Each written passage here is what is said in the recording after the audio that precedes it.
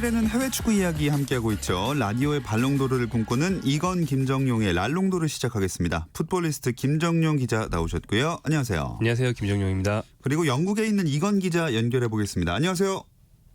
네, 안녕하세요. 이건입니다. 지난주는 셰필드로 가는 기차 안에 있어서 연결을 못했는데 그 사이에 영국 상황은 좀 어떻게 변했는지 궁금한데요.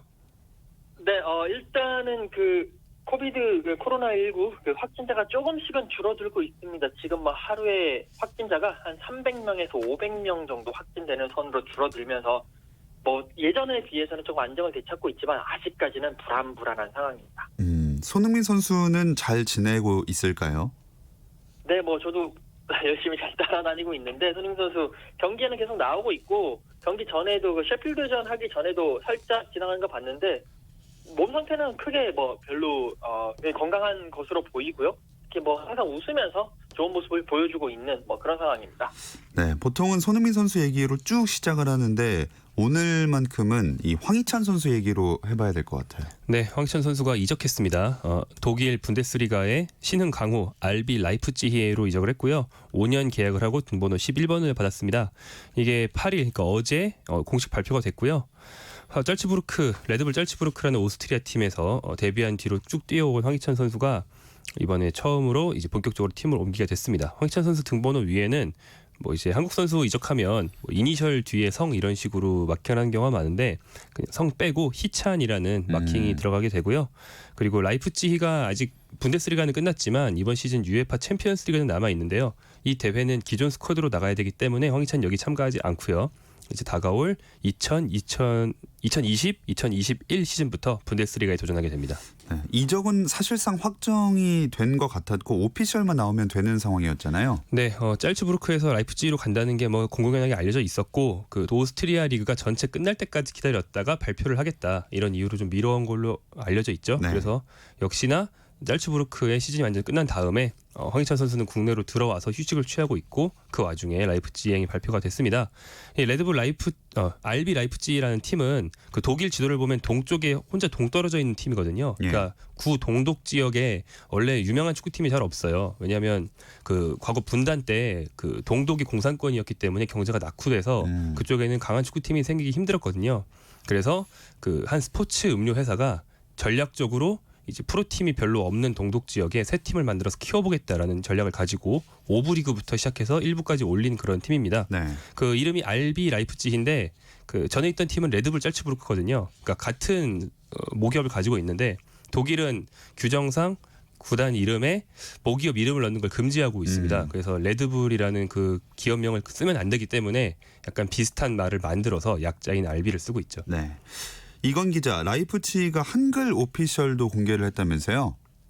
네, 라이프치히가 공식 자신들의 SNS를 통해서 국산 황소 황희찬 이적 완료라는 그런 문구를 실었습니다. 근데 이제 그거를 본 팬들이 아니 독일의 SNS에서 국산 황소라고 하면 이게 한국산이 아니라 독일산을 얘기하는 거냐?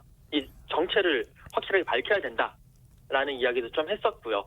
그리고 이제 라이프치히 같은 경우에는 독일 홈페이지에 보면 우리나라 싸이의 강남스타일이라는 노래를 개사를 해서 오빠 강남스타일인데 그거를 희찬 황남 스타일로 이제 BGM으로 깔고 이 황희찬 선수의 하이라이트 영상을 편집해서 올리는 약간의 그만큼 큰 기대를 하고 있다. 그만큼 많이 골을 넣어달라라는 의미의 영상도 올렸습니다. 네, 이 기대감을 또 드러내는 게 등번호 11번일 것 같아요. 네, 등번호 11번이 이 라이프치히의 에이스이자 독일 대표팀에서도 거의 주축급 활약을 하고 있는 티모 베르너 선수가 달았던 번호인데요. 그만큼 이 라이프치히에는 의미가 큰 번호고 이 베르너 선수가 라이프치히에서 4시즌을 뛰면서 총 95골을 넣었거든요.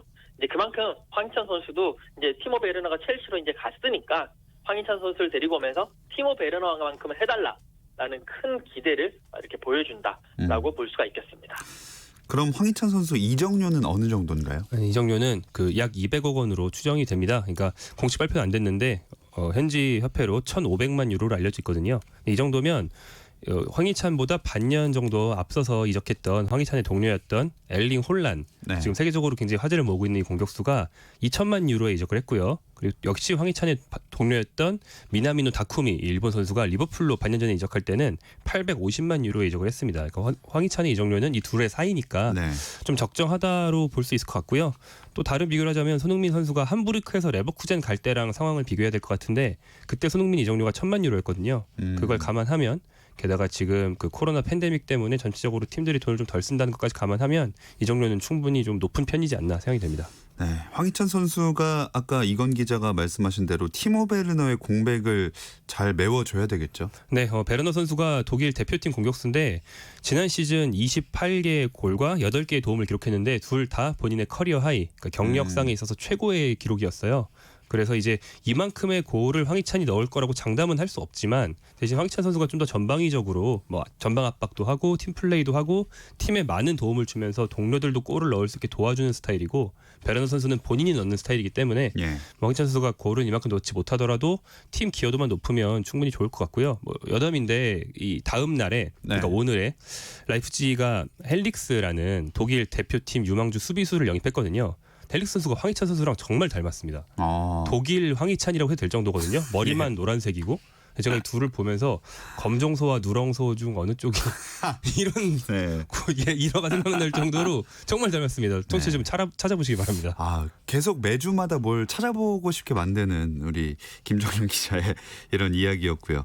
자, 그럼 이제 이건 기자의 손흥민 선수 취재 후기 들어보겠습니다. 일단은 요리스와 손흥민 선수 충돌한 이유가 제일 궁금하겠죠?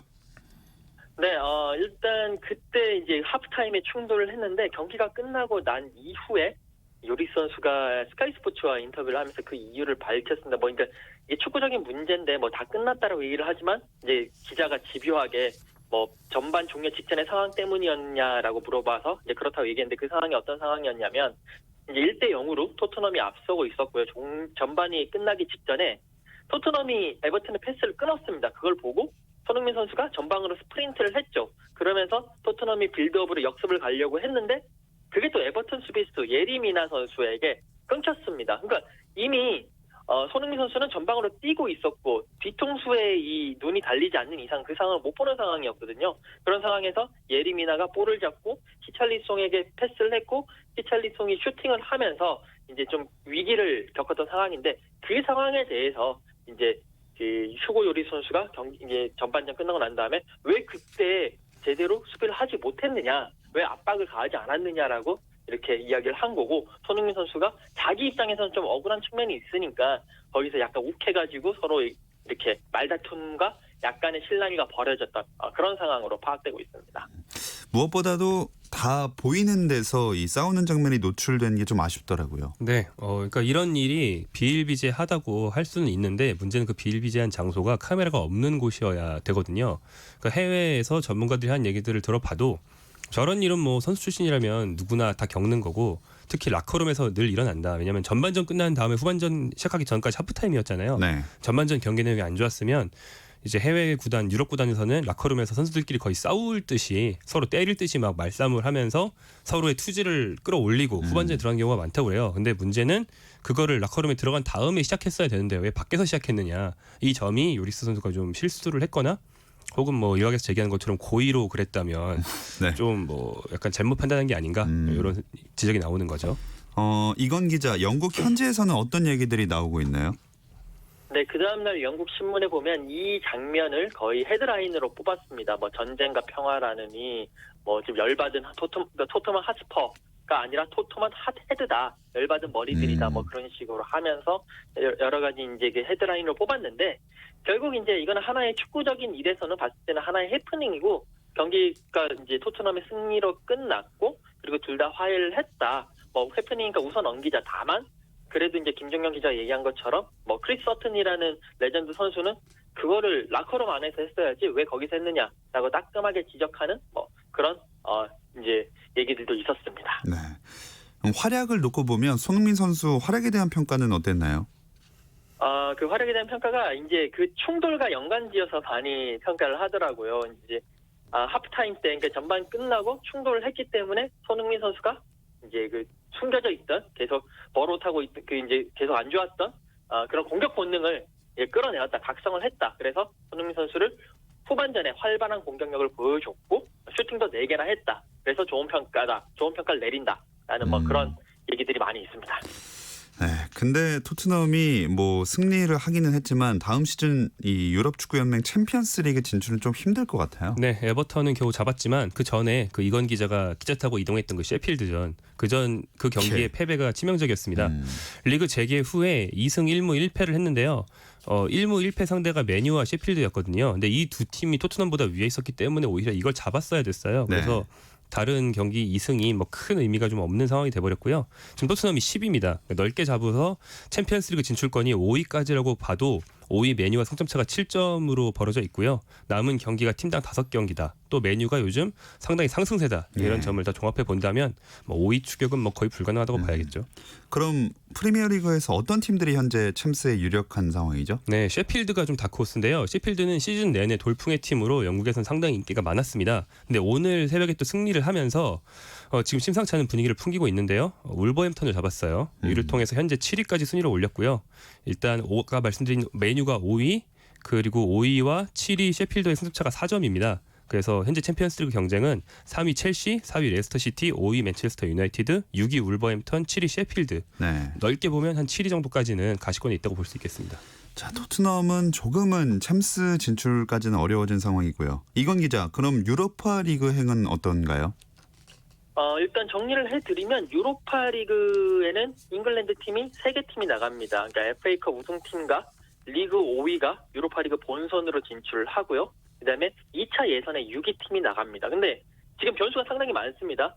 맨시티가 유럽 대항전에 못 나갈 수 있는 그 징계 여부가 나와야 되고요. 그리고 또 FA컵 우승팀이 챔피언스 리그에 올라가느냐 마느냐 그 여부도 남아 있습니다. 그렇기 때문에 만약에 뭐 여러 가지 경우의 수가 나와요. 뭐 리그 5위, 6위, 7위까지 나갈 수 있다. 6위, 7위, 8위까지 나갈 수 있다. 뭐 여러 가지 뭐 맨시티 징계, FA컵 우승팀 여부 이것에 따라서 달라지는데 지금 이제 토트넘이 승점 48로 10인데 다른 팀들에 비해서 한 경기를 덜 치는 상대입니다. 그렇기 때문에 만약에 본머스전에서 이긴다면 승점 51까지 되면서 7위까지 올라갈 수 있는 상황이거든요. 그렇기 때문에 일단은 현실적으로는 유로파 리그 이 진출권을 노리는 것이 가장 현실적인 상황이고요.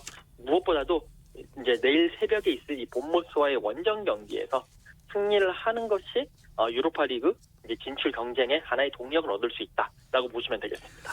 네. 그리고 어제 이강인 선수의 득점 소식도 있었는데 이 이야기는 잠시 쉬었다 와서 나눠보겠습니다.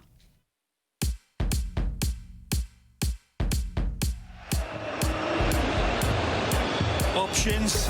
Messi gets it back. Messi! Suarez puts it on the plate and Messi. 현장의 소리, 레전드들의 이야기. 스포츠에서 모두 다 만나보세요. 김정현의 스포츠.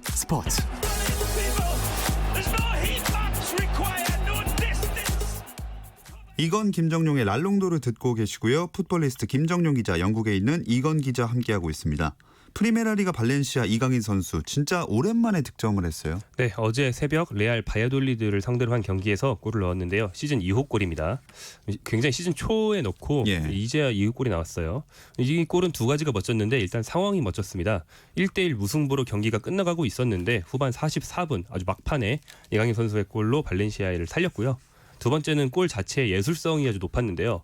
왼발 중거리 슛이었는데 굉장히 정확하고 우아하게 감아차서 골키퍼가 예측 못한 하단으로 싹 집어넣어 버렸는데 강력하다기보다는 좀 절묘하고 우아한 쪽에 가까운 그런 멋진 중거리 슛이었습니다. 네, 안 그래도 감독이 바뀌고 나서 팀 내 입지가 어떻게 될지 걱정이 좀 있었는데 이번 득점으로 약간 희망적으로 봐도 될까요? 네, 이번에 후반 교체 출전해서 약 30분 정도를 뛰었거든요. 예전 출장 시간이 아주 긴 건 아니지만 출장 시간을 늘릴 수 있는 건 결국 그 한정된 시간 동안 본인이 보여주는 활약상입니다. 보로 곤살레스 감독 대행은 원래 발렌시아를 잘 아는 오랫동안 코치와 감독 대행을 많이 해본 사람이기 때문에 이강인의 기량과 가능성에 대해서도 뭐 다 이미 판단을 해놓고 있을 것 같고요. 이번 경기에 세결사 역할을 해줬으니까 남은 경기가 겨우 3경기밖에 안 되긴 하지만 그 3경기에서는 좀 더 뛰고 좀 입지도 높이길 기대해 봅니다. 그런데 이강인 선수가 재계약을 거부했다 이런 소식도 있거든요. 이건 기자 어떤 상황인가요? 일단 그 지금 이강인 선수와 발렌시아의 계약 관계를 한번 짚어봐야 될 것 같은데요. 이 양측의 계약이 2022년 여름까지 돼 있습니다. 여기에 발렌시아는 이 이강인 선수와의 계약을 2023년, 그러니까 1년을 추가로 연장할 수 있는 옵션을 가지고 있습니다. 그리고 바이아웃이라고 하죠. 이제 다른 팀이 영입하려고 하는 팀이 이 돈 이상을 내면 무조건 데려갈 수 있는 그 바이아웃 금액, 그러니까 가격표가 8천만 유로, 우리나라 돈으로 한 1,100억 원 수준으로 잡혀 있습니다. 뭐 참고로 아까 전에 황희찬 선수가 한 1,500만 유로, 1,400만 유로 정도 되니까 그에 한 4배, 5배 된다는 얘기인데 그 정도로 많이 잡혀 있습니다. 즉, 이 얘기는 이강인 선수가 구단 동의가 없으면 결국에 이적이 힘든 상황이란 얘기고요. 이강인 선수 입장에서 봤을 때는 그러면 이 재계약을 함에 있어가지고 이러이러한 독소 조항들, 그러니까 구단이 1년을 연장할 수 있는 조항, 그리고 너무 높게 책정된 바이아웃 이런 조항들을 없애거나 좀 내리는데 그 이제 전략을 집중을 할 수밖에 없는 상황입니다. 즉 다음번에 혹시 이번에 이적이 안 되더라도 다음번에 이적을 할 때 조금 더 쉽게 이적을 할 수 있는 환경을 만들려고 하는 수순이고요. 일단 그걸 없애고 난 다음에 그 다음에 이적을 생각하겠다. 그러니까 전략상으로 예를 들어서 여기서 발렌시아에서 계속 뛰면 좋지만 뭐 그게 안 되고 이적을 하더라도 조금 더 수월하게 이적을 할 수 있는 그런 환경을 만들겠다. 라는 그런 전략으로 지금 읽혀집니다. 그럼 이적설은 당분간 아무래도 계속될 가능성이 높겠네요. 네, 일단 뭐 재계약을 계속 거부를 하고 있고 그 재계약안을 놓고 줄다리기를 하고 있기 때문에 이런 상황에서 또 뭐 아약스라든지 뭐 프랑스 리그에 있는 보르도라든지 올림피크 리옹이라든지 이런 팀들이 계속 이강인 선수에 대해서 문의를 계속하고 있는 상황이거든요. 그렇기 때문에 여러 가지 특히나 에이전트 쪽이라든지 그쪽 구단에서 언론 플레이도 많이 할 거고 그런 언론 플레이를 하게 되면 이적설이 계속 곳곳에서 터져 나올 것 같습니다. 네, 이제 저희가 코로나19 시국에 야심차게 내놓았던 코너 랄롱도르 아카이브로 이어가 볼 텐데요. 유럽 축구 일정도 남아있고 이적 시장 이슈도 있기 때문에 오늘로 갑자기 시즌1을 좀 마무리를 해보려고 합니다. 그래서 오늘 시즌1의 마지막 주제부터 일단 들어볼게요. 네, 그동안 메시의 700홈골 기록도 있었고 그게 터졌을 때 앞서 달성한 호날두와 비교가 많이 됐거든요. 예. 그래서 이 두 선수가 대표적인 라이벌인 만큼 현재 라이벌뿐 아니라 과거의 라이벌까지 축구 역사상 최고의 라이벌 계보를 좀 정리해보려고 합니다. 아마 현재 축구 팬들은 이 대부분 메시와 호날두를 떠올릴 텐데 유럽도 이건 기자 마찬가지겠죠?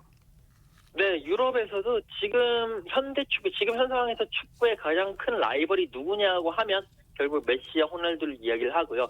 이 얘기는 그 메시와 호날두가 지금 30대 중반, 초중반으로 갔는데 그 밑에 있는 20대 선수들 중에 팀을 이렇게 이끌어가고 팀 전체의 선수 한 명이 아니라 아예 팀 경기 결과를 바꿀 수 있는 영향력을 가진 선수가 아직은 없다. 그리고 그게 라이벌이라고 한다면 한 선수가 있는 게 아니라 거기에 대적하는 다른 선수가 있어야 되는데 그냥 다 그 정도 반열에는 오르지 못한 선수들이기 때문에 아직까지도 메시와 호날두를 가지고 계속 라이벌 이야기를 계속 진행되고 있습니다. 네, 호날두와 메시는 뭐 팬분들뿐만 아니라 선수들도 인정하는 그런 라이벌이고 워낙 잘하기 때문에 이야기도 많이 나눈 것 같아서 바로 본론으로 들어가 보겠습니다. 펠레와 마라도나가 제일 먼저 그 다음으로 떠오르는 것 같아요. 네, 동시대에 뛰지는 않았습니다. 펠레는 50년대부터 70년대까지 뛰었고요. 마라도나의 전성기는 80년대 그리고 나아가서 90년대까지 뛰었는데요. 하지만 동시대에 뛰지 않았음에도 라이벌이라고 언급되는 이유는 인류의 축구라는 종목이 역사를 통틀어서 1위를 다투기 때문이죠. 그러니까 기록과 팀 내 비중을 좀 들춰가면서 사람들이 많이 비교를 하는데요. 펠레는 일단 월드컵 3회 우승이 있고 마라도나는 1회 우승이 있기 때문에 여기서는 펠레가 앞선다. 네. 반면에 그 1회 우승을 본인이 완전 짊어지고 혼자 힘으로 다 해낸 거는 마라도나다. 그 면에서 마라도나가 앞선다 이렇게 말하는 경우도 있고요.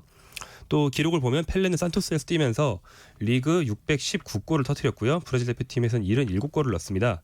근데 이제 마라도나는 리그 골이나 뭐 대표팀에서 넣은 골의 개수 이것만큼 되지는 않거든요. 예. 그래서 또 이런 기록을 중시하는 경우에는 펠레 손을 들기도 하죠. 이건 기자는 둘 중에 한 명을 꼽으라면 누굴 꼽으시겠어요?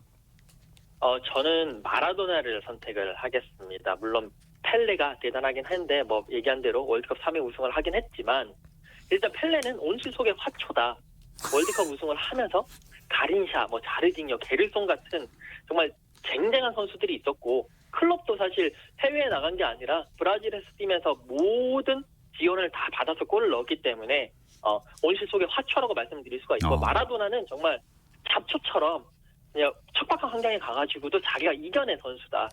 뭐 바르셀로나 가고 그다음에 나폴리 가고 그다음에 이제 또 아르헨티나 대표팀에 있었을 때도 그만한 동료들이 없었거든요. 그런 상황에서 월드컵 우승을 이끌었고 그리고 마라도나가 만약에 펠레가 마라도나가 뛰던 시절에 뛰었다면 뭐 펠레가 뛰던 시절은 뭐 토탈 사커라든지 압박 축구라든지 그런 전술에 혁신이 없었는데 만약에 80년대 뛰었다면 그 압박의 시대에서 펠레가 과연 그 정도의 모습을 보여줄 수 있겠느냐라는 의문점이 남습니다. 네, 화초와 잡초 상당히 광역 도발을 시작부터 하셨고요. 김정윤 기자는요? 저는 이제 그 비유를 그냥 받자면 화초와 잡초에서 잡초가 더 생명력이 강하다는 뜻으로 하신 말씀이겠지만 예. 결국엔 지금 어느 꽃이 더 아름답냐를 놓고 따진다면 그거는 이제 온실 속에서 가장 아름답게 잘 키운 펠레다 이렇게 얘기할 수 있을 것 같고요. 그러니까 펠레는 축구사에 남긴 족적이 좀 있습니다. 개인으로서의 어떤 카리스마나 캐릭터는 마라도나가 강렬하지만 펠레는 축구 자체의 발전에 기여한 면이 있고요. 특히 월드컵의 대중화와 월드컵의 인기 상승에 펠레가 이제 활약하던 50년대부터 70년도까지의 월드컵이 정말 큰 영향을 미쳤어요. 네. 특히 1970년도의 월드컵은 역대 최고의 월드컵이고 축구의 인기를 가장 크게 증폭시킨 월드컵이라고도 하거든요. 네네. 그런 면에서 농구의 마이클 조던과 비슷하다 이렇게 볼 수 있고 특히 1970년대 월드컵의 그 브라질 대표팀은 세계 모든 팀을 통틀어서 역대 최고의 팀으로 꼽히는데 그 팀의 에이스를 역대 최고 선수로 꼽는 게 좋지 않나 네. 이런 생각도 합니다. 자, 다음으로 또 어떤 라이벌들이 있을까요? 부폰과 카시아스가 최근에 상당히 좀 인상적인 라이벌인데요. 세계 최고 골키퍼로 이름을 많이 떨친 두 선수고요. 업적으로 치면 카시아스가 더 많은 업적을 남겼지만 부폰 선수가 좀 롱런하면서 종합적으로 많은 뭐 고평가를 받기도 했고 그리고 카시아스 선수는 은퇴한 뒤에 좀 구설수가 있거든요. 네. 그래서 그 면에서는 또 부폰이 앞서기도 하고 그런 관계죠. 좀 골키퍼들도 캐릭터가 다 개인마다 있을 텐데 이 두 선수는 어떤가요? 네, 그러니까 카시아스의 성공이라는 걸 구체적으로 얘기를 해보면 카시아스는 챔피언스리그 3회, 월드컵 1번, 유로 2번, 뭐 골키퍼를 떠나서 모든 포지션을 통틀어도 축구사 최고의 많은 트로피를 가진 선수 중에 한 명입니다. 예. 근데 부폰은 준우승만 엄청 했거든요. 맞아요. 챔피언스리그 우승은 못 해봤고 월드컵은 했습니다. 네. 근데 유로에서도 스페인에 져서 우승하고 맨날 그런 식이었어요. 그래서 부폰이 업적에선 딸리지만 반면에 이제 롱런하고 끝까지 승부근성을 보여주는 어떤 그런 선수로서의 프로 자기관리 그런 점에서 또 부폰이 높게 평가받죠. 이건 기자는 둘 중에 누구를 선택하실 건가요? 저는 지안루이지 부폰을 선택을 합니다. 유벤투스의 정신적 지주인데다가 78년생인데도 아직까지도 정상급 기량. 그다음에 계속 우승 문턱에서 좌절하면서 그 흘린 눈물들이 너무 낭만적이기 때문에 부폰을 지지하도록 하겠습니다. 김정윤 기자는요? 이거는 뭐 의견이 다르지 않으니까 짧게 하겠습니다. 저도 네. 부폰이고요. 부폰 선수는 최근에 유벤투스가 방한했을 때 다른 모 선수들과 달리 상당히 성실한 팬 서비스와 좋은 태도도 보여줬습니다. 프로입니다. 한국화가 많이 됐군요. 네, 알겠습니다. 라이벌 계보에 또 어떤 선수들 이름이 올라갈 수 있는지 이건 기자가 아주 짧게 이름만 한번 짚어주시죠. 네, 뭐 판니셀루이 선수와 앙리 선수, 네, 90년대, 2000년대 그 프리미어리그의 스트라이커 계보를 이렇게 있는 그 라이벌이라고도 볼 수가 있겠네요. 네, 이 두 선수의 기록들도 다 짚어보고 싶지만 시간이 부족한 관계로 이름만 외치겠습니다. 이건 기자 둘 중에 누굽니까? 저는 앙리입니다. 김정윤 기자는요? 이건 앙리입니다. 이건 어떻게 할 수 없습니다. 너무 확실하네요. 그럼 전 파니스테일루이로 하면서 날롱들 아카이브 시즌1 마무리하도록 하겠습니다. 자, 이건 기자와 김정윤 기자 인사 나눌게요. 고맙습니다. 감사합니다. 고맙습니다. 내일도 별일 없으면 다시 좀 들어주세요. 김정윤의 스포츠.